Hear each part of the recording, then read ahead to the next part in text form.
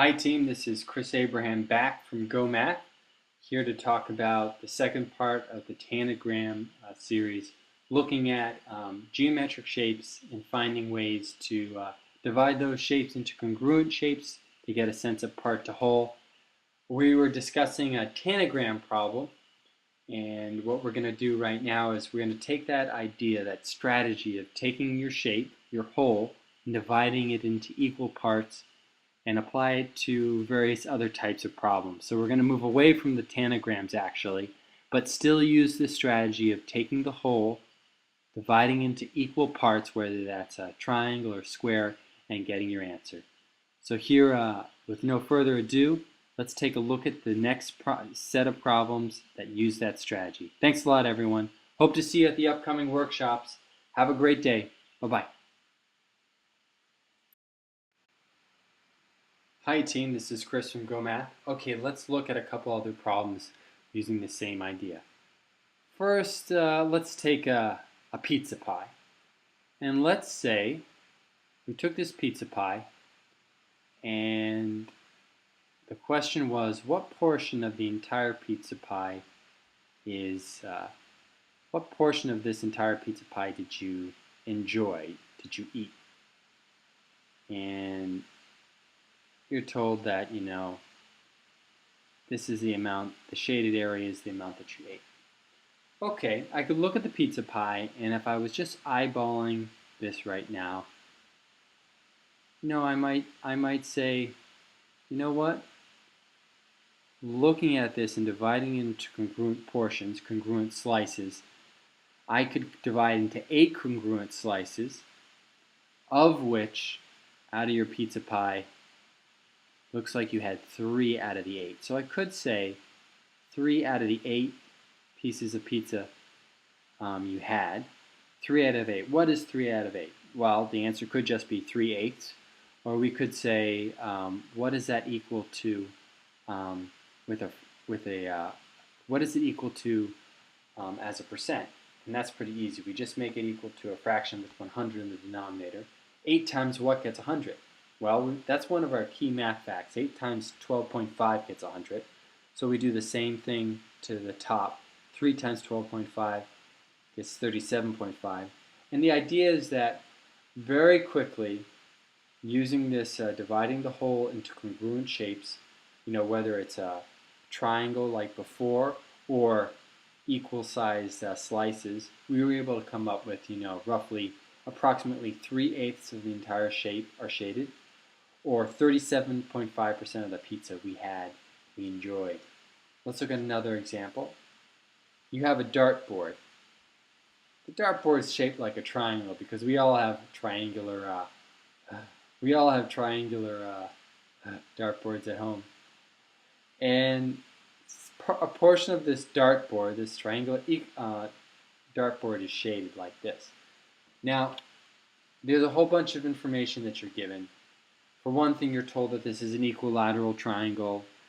You're told that, these points here bisect each one of these line segments and yada, yada, yada. There's a whole bunch of ways you could answer this, but we could also use the strategy that we've been doing. If the question was what is the probability that a dart will land in this shaded region, or what portion of the, that's supposed to be a dart, everyone. That's pretty sad, huh?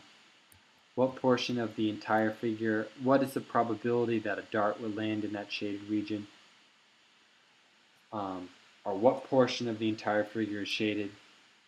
All we would need to do is take our whole and divide it into congruent shapes.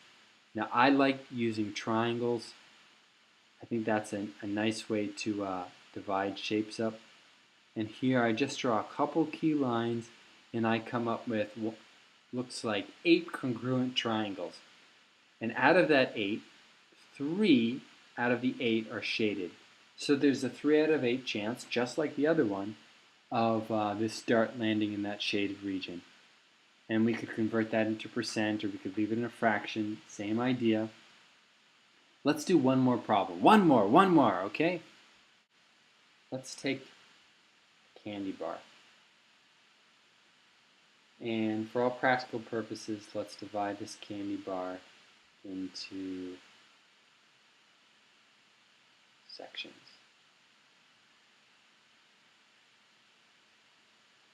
And let's actually, let me do that one more time. 1, 2, 3, okay. And let's say for all practical purposes,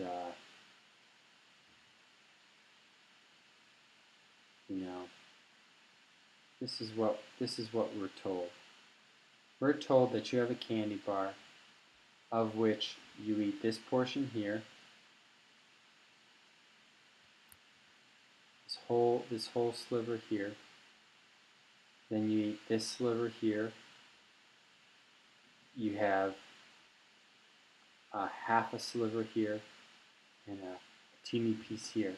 The question is, what portion of the entire candy bar did you devour?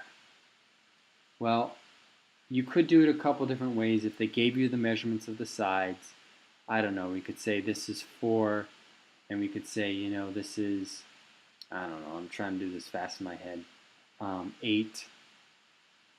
Does that work? I guess it does work. There is a way to find the area and then find out, you know, what portion you actually devoured. Or you could try the method that we were doing before, which is to take our shape and divide it into congruent chunks. So the congruent chunks would mean turning everything into a small box. So that would be like doing this, bring that down here, here, here, and here. You know, I'm doing this super quickly, just like you would on a test. You'd be going through this very quickly on a test. Now you're trying to find out what portion did you actually have. Well, it looks like you had 8 of the parts here, another 4 of the parts right here, 2 of them here, and 1 of them here. Well, the whole thing is made up of 4 times 8. 4 times 8 last time I checked was 32. And out of the 32, you had 8 plus 4, so we could say this is 8 plus 4 plus 2 plus 1, so that's 12, 15. So we have here 15 out of 32. 15 out of 32.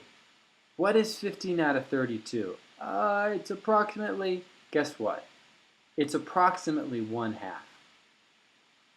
How did I get 1/2 so quickly? Well, here's the thing with approximately. When it says approximately, it gives you license. License to make a small but meaningful adjustment. And in this case, if I just turn this 15 to a 16, it's 16 out of 32, or exactly 1/2. So we're going to say this is approximately 1/2 just by looking at the fraction, making a slight adjustment, which gets us to be able to say, look, we had approximately 1/2 of this candy bar. Okay, so there are 3 problems there where we use this strategy. These are all very important. I hope you found this helpful, team. And please send in your questions. I'd be more than happy to help. And definitely check out one of the MTEL math workshops, either in Harvard Square or Framingham. The next one coming up is actually September 16th in Harvard Square. So go to the website, gomath.com, and register, or send in your comments.